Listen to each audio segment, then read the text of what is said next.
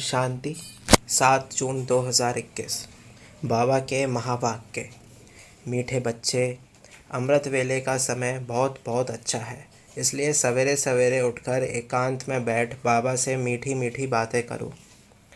प्रश्न: कौन सी नॉलेज निरंतर योगी बनने में बहुत मदद करती है? उत्तर: ड्रामा की। जो कुछ बीता ड्रामा की भावी। ज़रा भी स्थिति हलचल में ना आए, भले कैसी भी परिस्थिति हो, अर्थक्वेक आ जाए, धंधे में घाटा पड़ जाए, लेकिन ज़रा भी संशय पैदा ना हो, इसको कहते हैं महावीर। अगर ड्रामा की यथार्थ नॉलेज नहीं तो आंसू बहाते रहेंगे। निरंतर योगी बनने में ड्रामा की नॉलेज बहुत मदद करती है। गीत। ओम नमः शिवाय। ओम शांति। बच्चे अब अच्छी रीति समझते हैं, पतित दुनिया का अब अंत हो रहा है, पावन दुनिया की आदि हो रही है। ये सिर्फ तुम बच्चे ही जानते हो, और बच्चों को ही ये डायरेक्शन व श्रीमत मिलती है। कौन देते हैं? उच्चते उच्च भगवान समझाते रहते हैं कि पतित से पावन बनना है। यह नॉलेज तुम्हारे लिए है तो सब पतित हैं। यह पतित दुनिया विनाश ज़रूर होनी है। पतित कहा जाता है विकारी को। बाप समझाते हैं कि तुम जन्म जन्मांतर एक दो को दुख देते आए हो, इसलिए तुम आदि मध्य अंत दुख पाते हो। एक दो को पतित बनाते हो। पुकारते भी हैं कि हम पतित हैं, परंतु बुद्धि में पूरा बैठता नहीं है। कहते भी हैं पतित पावन आओ, परंतु फिर भी पतितपना छोड़ते नहीं हैं। अभी तुम समझते हो सारी बात है पावन बनने की। ये समझाने वाला भी तो कोई चाहिए। समझाने वाला है ही एक, बाकी ये जो गुरु लोग हैं ये किसको पावन बना नहीं सकते। पावन भी सिर्फ एक जन्म के लिए नहीं, जन्म जन्मांतर के लिए बनना है। तुम्हारे में भी जो ज्ञानवान हैं वह तीखे होते हैं, ड्रामा अनुसार वह नूंद है। तुम्हारे में भी महावीरपना चाहिए, वह आएगा बाप की याद में रहने से। बाप बहुत अच्छी रीति बैठ समझाते हैं। जैसे बाबा कहते हैं कि सवेरे उठकर याद करो, वह समय बहुत सुंदर है याद करने का, जिसको प्रभात कहा जाता है। भक्ति मार्ग में भी कहते हैं राम सिमर प्रभात मोरे मन। बाप भी कहते हैं याद करने का, जिसको प्रभात कहा जाता है।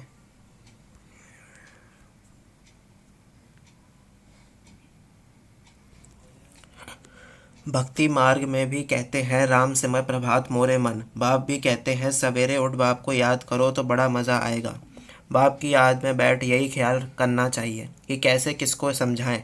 अमृत वेले का वायुमंडल बड़ा शुद्ध रहता है। दिन में तो गौरक धंधा रहता है, रात को 12 बजे तक तो विकारी वायुमंडल रहता है। साधु संत भक्त आदि सब भक्ति में प्रभात को करते हैं। यूँ तो याद दिन में भी कर सकते हैं। धंधे में भले रहो, बुद्धि का योग जिस देवता का पुजारी होगा उनके पास होगा, परंतु ऐसा किसका रहता नहीं है। भक्ति मार्ग में सिर्फ दर्शन के लिए मेहनत करते हैं, मिलता कुछ भी नहीं। उनको भी भक्ति करते करते तमो प्रधान बनना ही है।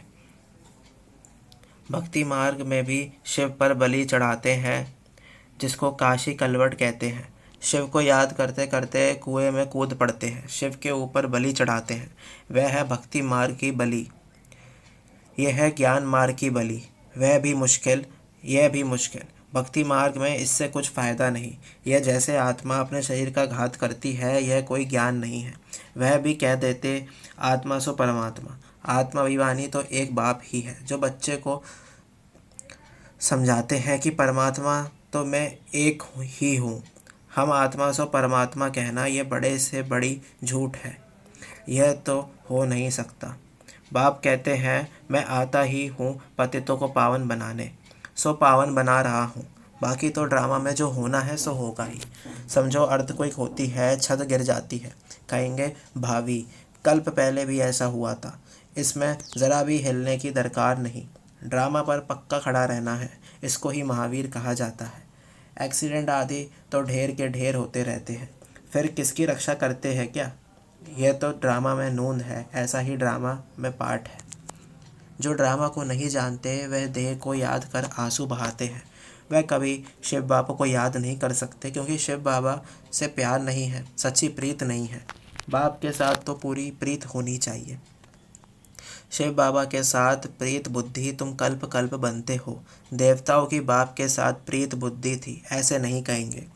उन्होंने इस प्रीत से वह पद पाया है, वहाँ तो मालूम भी नहीं रहेगा। सारे कल्प में तुमको शिव बाबा का पता भी नहीं रहता है जो प्रीत रख सको। अभी बाप ने अपना परिचय दिया है। अभी बाप कहते हैं कि और संग तोड़ मुझ एक साथ जोड़ो। ये विनाश काल तो ज़रूर है, यह भी तुम बच्चे जानते हो। मनुष्य तो बिल्कुल ही घोर अंधियारे में है। तुम अभी समझते हो हमको तो बाप से पूरा वर्षा लेना है। याद बिगड़ से तो प्रधान नहीं बन सकेंगे। सर्जन बन अपने रोग को देखना है, श्रीमत पर देखना है कि हमारी बाप के साथ कितनी प्रीत है। अमृत वेले ही बाप को याद करना है। अच्छा है, प्रभात का समय बहुत अच्छा है। उस समय माया के तूफान नहीं आएंगे। रात को 12 बजे तक तपस्या करने का कोई फ़ायदा नहीं है, क्योंकि टाइम ही गंदा होता है। वायुमंडल खराब रहता है, तो 1 बजे तक छोड़ देना चाहिए। 1 के बाद वायुमंडल अच्छा रहता है। बाप कहते हैं अपना तो है ही सहज राजयोग, भले आराम से बैठो।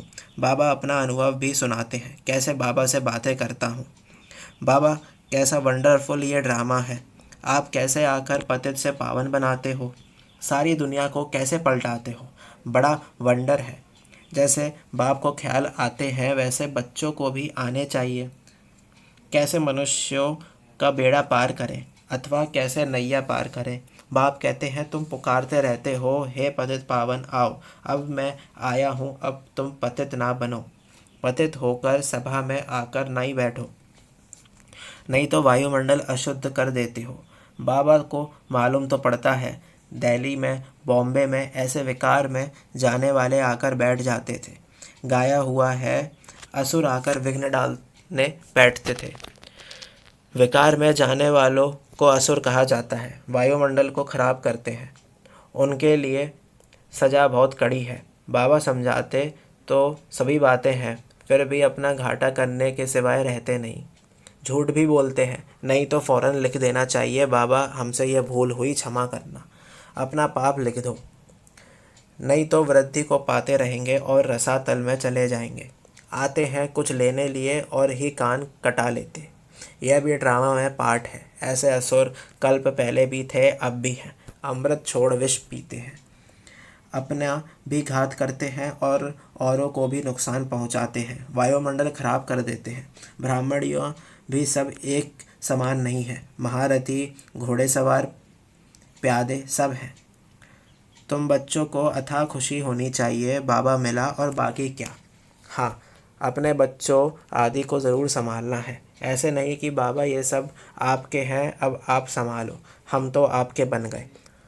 बाप समझाते हैं कि गृहस्थ व्यवहार में रहते कमल फूल समान पवित्र बनो। कोई भी पतित काम नहीं करो। बस पहली बात है काम की। द्रौपदी ने भी इस पर पुकारा कि हमको ये नग्न करते हैं। पुकारा भी तब था जब बाप सुनने वाला आया था। बाप के आने के पहले कोई भी पुकारते नहीं हैं। किसको पुकारेंगे? बाबा आया है तभी पुकारते हैं। पतित से पावन बनकर फिर कहाँ जाएंगे?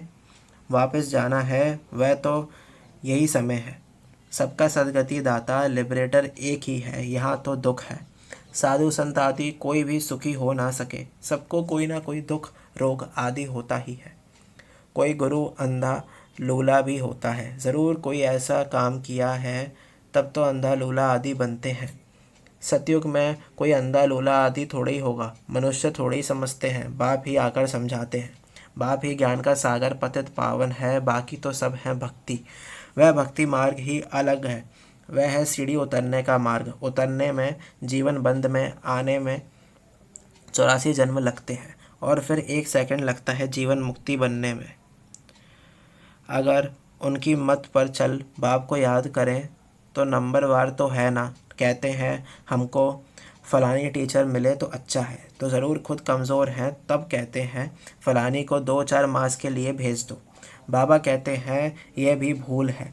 तुम ब्राह्मणी को क्यों याद करते हो, जबकि बाप सहज बात बताते हैं। सिर्फ बाप को याद करो और सुदर्शन चक्र फिराओ, औरों को भी समझाओ। बस इसमें ब्राह्मणी आकर क्या करेगी, यह तो सेकंड की बात है। तुम धंधे धोरी में ये भूल जाते हो, फिर भी ब्राह्मणी यही करेगी मन मना भव। कई बुद्धू लोग समझते नहीं हैं, सिर्फ कहते हैं ब्राह्मणी अच्छी चाहिए। ज्ञान तो तुमको मिला है ना। बाप और वर्षे को याद करो, देह अभिमान को छोड़ो। ये हमारा सेंटर है, ये इनका सेंटर है। ये जिज्ञासु यहाँ क्यों जाते हैं, ये सब देह अभिमान है। सब शिव बाबा के सेंटर से, हमारा थोड़ी सेंटर है। तुमको ये क्यों होता है कि फलाना हमारे सेंटर पर क्यों नहीं आता। कहाँ भी जाए बाबा हमेशा कहते हैं कोई से भी मांगो नहीं। ये समझ सकते हैं कि बीज नहीं बोएंगे तो मिलेगा क्या। भक्ति मार्ग में भी दान पुण्य किया जाता है। तुम सब भक्ति मार्ग में ईश्वर अर्थ इनडायरेक्ट करते थे, फिर सन्यासियों को भी या बहुत देते हैं। नहीं तो दान गरीबों को दिया जाता है, ना ही साहूकारों को।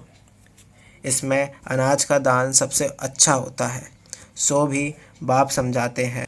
दान करने से दूसरे जन्म में उसका फल मिल जाता है।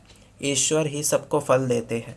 साधु संत आदि कोई रिटर्न नहीं दे सकते हैं, देने वाला एक ही बाप है, किसके भी थ्रू देवे। बाप समझाते हैं कि तुम ईश्वर अर्थ देते थे तो भी दूसरे जन्म में तुमको एवजा दिलाते थे। अभी तो मैं डायरेक्ट आया हूँ, अभी तुमको 21 जन्म के लिए रिटर्न मिलेगा। फिर तो मौत सामने खड़ा है। भक्ति मार्ग में तुमको ऐसे नहीं कहते थे कि मौत सामने खड़ा है इसलिए अपना सफल करो, नहीं। तो अब बाप समझाते हैं जिसको भी चाहिए ये रूहानी हॉस्पिटल खोल दो। कोई कहते हैं मकान बनाए उसमें ये हॉस्पिटल खोले। बाप कहते हैं आज मकान बनाओ और कल मर जाओ, तो ये सब खत्म हो जाएगा। शरीर पर भरोसा नहीं है, जो है उसमें ही तब तक एक कमरा रख दो जिसमें रूहानी हॉस्पिटल रूहानी कॉलेज बनाओ। बहुतों को कल्याण करेंगे तो बहुत उच्च पद पाएंगे। अच्छा, मीठे मीठे सिक्के लदे बच्चों प्रति माता पिता बाप दादा का याद प्यार और गुड मॉर्निंग। रूहानी बाप की रूहानी बच्चों को नमस्ते। हम रूहानी बच्चों की रूहानी माता पिता बाप दादा को याद प्यार, गुड मॉर्निंग, नमस्ते नमस्ते, शुक्रिया बाबा शुक्रिया। धारणा के लिए मुख्य सार। फर्स्ट पॉइंट, श्रीमत पर अपने आप को देखना है कि इस विनाश काल में मेरी बाप से सच्ची प्रीत है और सब संग तोड़ एक संग जोड़ी है। कभी कोई विकर्म करके असुर तो नहीं बनते। ऐसी चेकिंग कर स्वयं को परिवर्तन करना है। सेकंड पॉइंट, इस शरीर पर कोई भरोसा नहीं, इसलिए अपना सब कुछ सफल करना है। अपनी स्थिति एक रस अचल बनाने के लिए ड्रामा के राज को बुद्धि में रखकर चलना है। वरदान, निष्काम सेवा द्वारा विश्व का राज्य प्राप्त करने वाले विश्व कल्याणी रहम दिल भव। जो निष्काम सेवाधारी हैं उन्हें कभी ये संकल्प नहीं आ सकता कि मैंने इतना किया, मुझे इससे कुछ शान मान व महिमा मिलनी चाहिए। यह भी लेना हुआ। दाता के बच्चे अगर लेने का संकल्प भी करते हैं तो दाता नहीं हुए। यह लेना भी देने वाले के आगे शोभता नहीं। जब ये संकल्प समाप्त हो तब विश्व महाराजन का स्टेट्स प्राप्त हो। ऐसा निष्काम सेवाधारी बेहद का वैरागी ही विश्व कल्याणी रहम दिल बनता है। स्लोगन, अपनी गलती दूसरे पर लगाना यह भी परचिंतन है। ओम शांति।